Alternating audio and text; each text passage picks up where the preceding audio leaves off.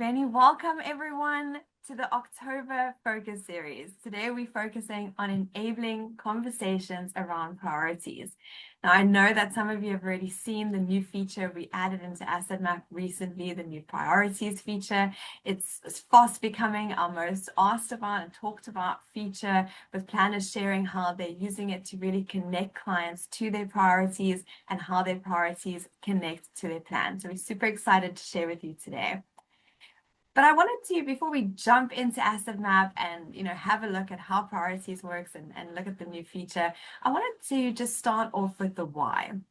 If we think about financial planning and the process that we take clients through from a financial planning journey point of view, we know that priorities is really at the center of that. It's embedded in that process and in that conversation. Whether it's unpacking priorities around how a client sees retirement, or ensuring that a family can, manage the events that life may throw at them, or whether it's goals or priorities around businesses or structures or setting up trust. These are conversations we're having with clients all of the time. But I also wanted to share some research that was done.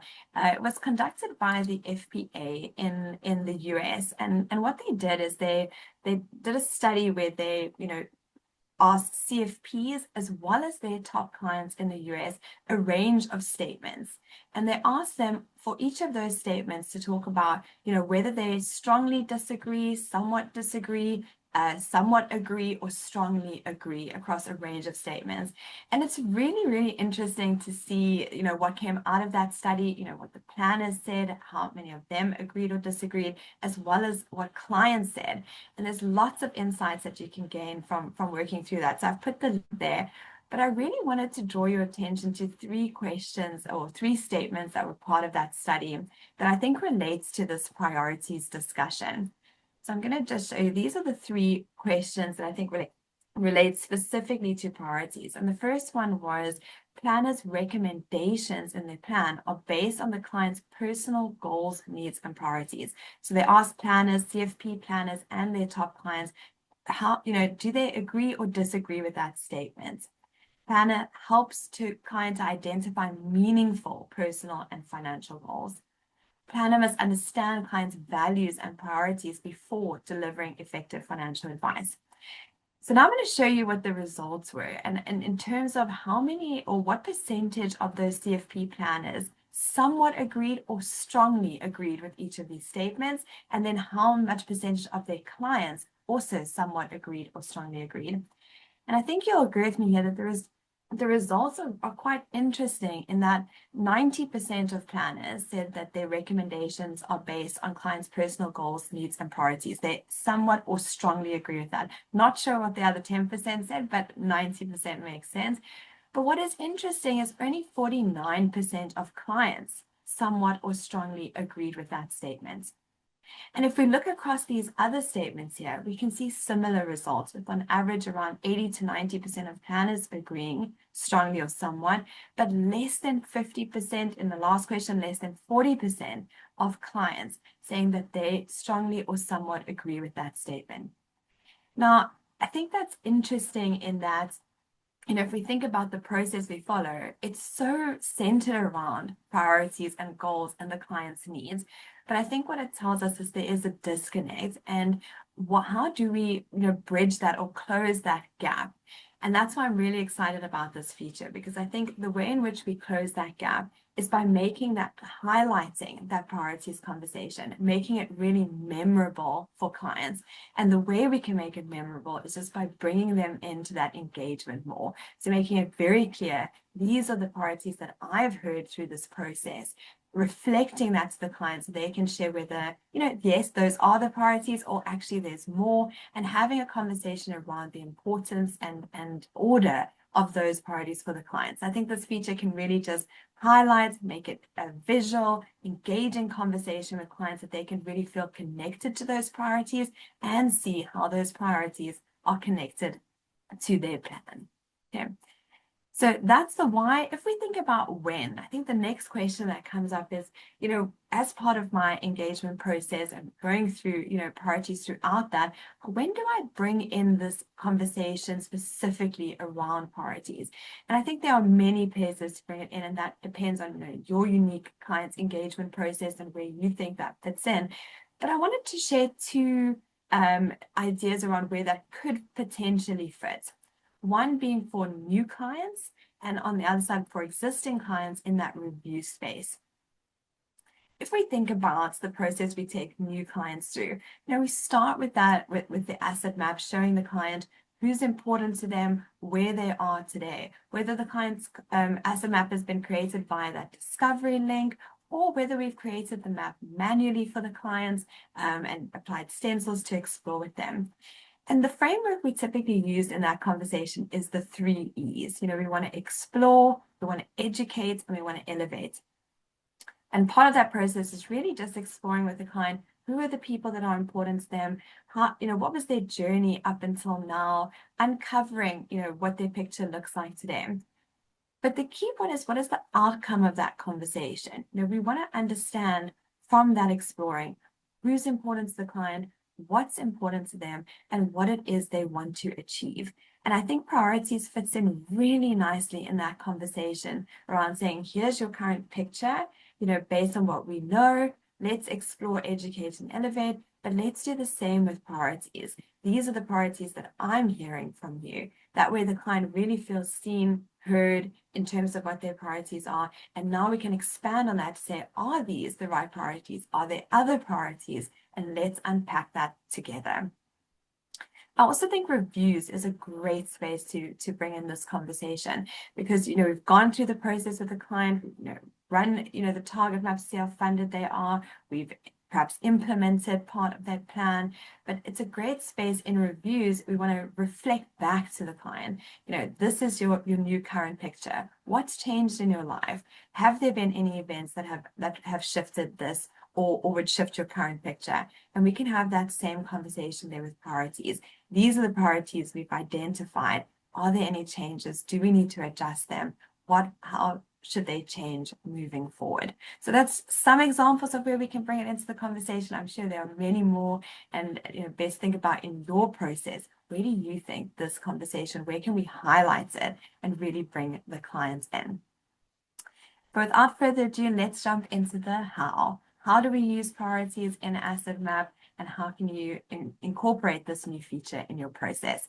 So I'm just going to stop share and share Asset Map. Perfect. All right. Okay. So we're back to the Jones family again today. You should see that up on your screen. And you'll see on the left, we have obviously our panel of different icons here. Remember, we can always open up this panel just by clicking on the box at the top, and we can see all the different features for this particular household.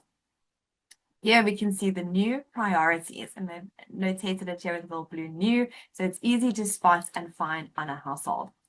If I click on the priorities, it automatically takes me into this page, and we can see on the right there's a couple of different menu options that we can choose from and work through, and I'll go through that now. But I want to just draw attention to the screen that you land on when you click on priorities.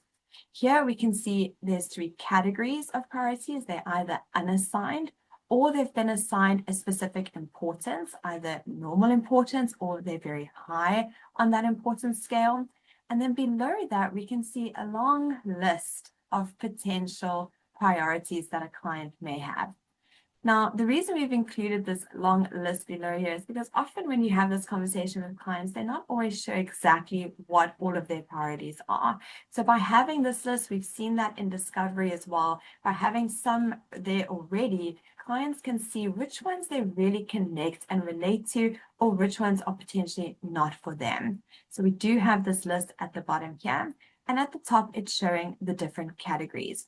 But this is more the present side of priorities, where we want to show a client, which ones are unassigned, which priorities don't, have a conversation around prioritizing them. But first, we need to identify what are the priorities for this client. And that's when you can switch over from this importance tab over to this identify tab. And here we've got that same library at the bottom where you can see all the priorities that a client could have. And you can start now adding priorities for this particular family. And you can do that in a couple of ways. Firstly, I can click on one of them below here and I just click on this plus, and you can see it adds it up to the top here. Once I've added a priority, if I select it, you'll see that I can now change the type. I can also update the name. So instead of just keeping it the generic name of providing a legacy, I can make it really unique and specific to this client.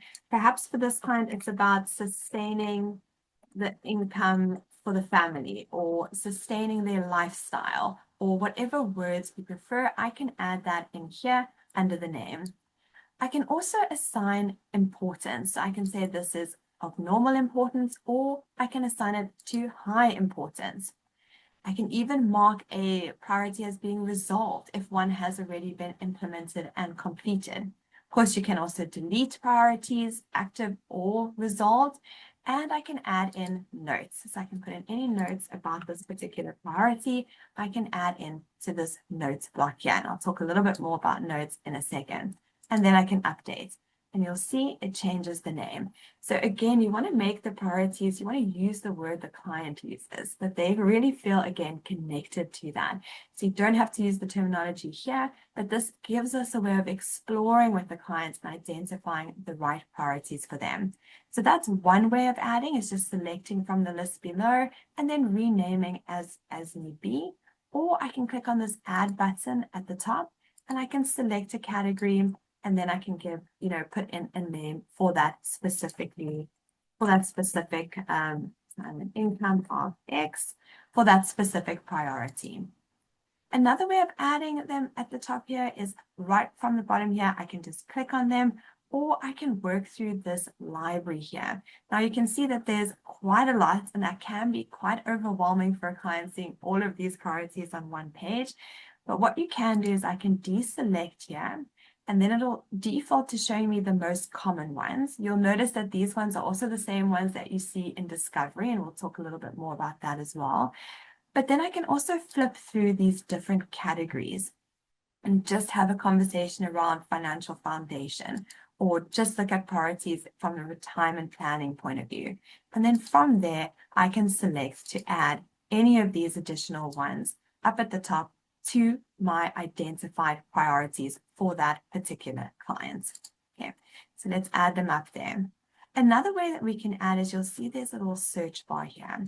If you click on the search bar, you can type in, let's say, covering estates costs or updating the will. If it can't find a specific priority for that, it'll just let you add it exactly like that. So those are the different ways that you can add and identify the priorities for our clients, either working from the library below or adding it yourself or searching and creating those priorities. But once we've identified the priorities for the client, then we can flip over to this importance tab.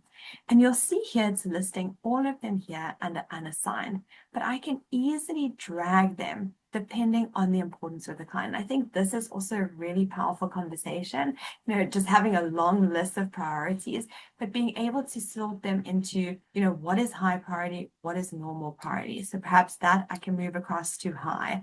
And I'm moving it by just clicking on these two little lines here, but I can then say that's also high, this is maybe normal, and I can sort them depending on, the level of priority for that particular priority. So I'm just going to do it like that. And then even within these categories, we can reorder. So I can say actually sustaining income in the event of death or disability, that's the highest from the high priority items. So I can reorder in here, and that's another conversation that we're having with the clients. When you're in this importance tab, you can also turn the library off. So I can turn it off, keep the view really clean and focused on these are the priorities that we've identified together, and these are the different normal or high importance that we're applying to each of these priorities. I can also view priorities instead of just the visual. I can view it as a list. And here on the list view, it'll show me which priorities are active, and it'll show me which priorities have been marked as resolved. I can also edit them from here, and even delete the priorities from here. And if I generate this as a PDF report, I would select it here. And that will then generate the PDF like you see here, where it'll show all the active and resolve priorities for that client. I can also include this in my comprehensive report for the client. Okay, so that's how you can generate the report and include it in your reporting.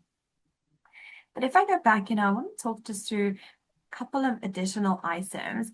One of the things is when you put in notes on a specific priority, it will show here under the notes tab. So if I click on notes here, you'll see that this has notes across the household. So it includes notes under the individuals. It includes notes under priorities, financials, legal, everywhere that you've included notes. This can also be generated as a standalone PDF, and it can be included in your reporting. Then I want to mention that, since we've launched the feature, we've had a couple of questions come through and areas that we think we can add on to that. So I want to talk a little bit about that. One of the suggestions was, these priorities are being set at a household or family level, but what if there's a specific priority for an individual in the household? So that's something that we will look to add. But in the meantime, because you can rename these priorities, you can actually put in the name that this is Jack's specific priority. So I can go ahead and put that right in the name of the priority, or I can even put that in the notes, that this is a specific priority for that individual. Okay, so that's one way of getting around that. And the other feedback we've received is I want to put in due dates. I want to not only classify them as normal or high priority, but I want to put in when we want to achieve something by, so that we can very clearly see that on the screen and in the notes. Again, that's something that we can put in the name. So we could say here, saving for a house. And let's say we want to do that by the end of 2026. I can again put it right in the name, or I can add it into the notes as well. Let's just update that, and then we can see that there. So that's two feedback we've shared with the team and something that we can add in. But for now, use that naming convention. Make it really specific to the client. This is what they want to call the goal. This is who the goal is for, if it's for a specific individual, and this is when they want to achieve it. Or, of course, add that into the notes. And then how does priorities link with other functionality? So if we think of discovery. Oh, yeah, sorry to interrupt, but I want to just flag one thing that's so obvious, but I think it's so important, in that identify view. Yes. It often we know when clients say they want to plan their legacy or whatever, or they want to reduce tax or something. It's what they mean something completely different to what our understanding is. And so what I really like about this, if you untick, let's just tick there on all, just on the search Yes. part, and then let's say click on legacy. You can see now at least what we're saying to the client is, okay, legacy means different things to different people. Which of these resonates with you, or maybe none of them? And I think it's just like so important that the client grapples with this, that they reflect. And I love that word reflect, that let the clients reflect on these things and to come up with something that's really their own. And I think that's the point. If we can get the client to really be part of the process, that's going to be memorable. That's they're going to remember, and they're going to feel that is they're going to be feel heard and seen, and that really is their goal. I love that, Benny. And then connecting that to the plan. So, this is my priorities and this is how we're planning for that. And it's so true, so true. So if we think about discovery for a second, and we know that's the link we can share with the clients and they can fill in who's important to them, what are their assets, liabilities, incomes. But right at the end of that discovery, we ask, what is top of mind for you, for the client? And I'm just going to show you that here. Let's see. Okay, so this very last screen here, you should be able to see what is top of mind for the client. And here the client can select, I'll select minimizing taxes because that's something that comes up in most of these discoveries. And then, they press continue and all done. But now those selections that they've made on that last page, when you come into the discovery for the clients, and open that up and open up the household, we're going to see that those are already populated under priorities here. So immediately those have been identified through the client, through discovery of what those priorities are. And to Benny's point, gives us a great conversation to just reflect that back and say, what did you mean by retirement planning? Or tell me about caring for a parent. And then we can really even split these priorities up, because it might be 5 things that sit in one of those categories, split those up into actionable priorities, but also just really naming it what the client wants to call it, adding in the notes for the detail and connecting the two for the clients. Yeah. Okay, perfect. The one other suggestion we've got is, adding it to client portal. So that's something we're looking at now as well, where planners would like clients to go in, have a look at their priorities, let us know what's changed.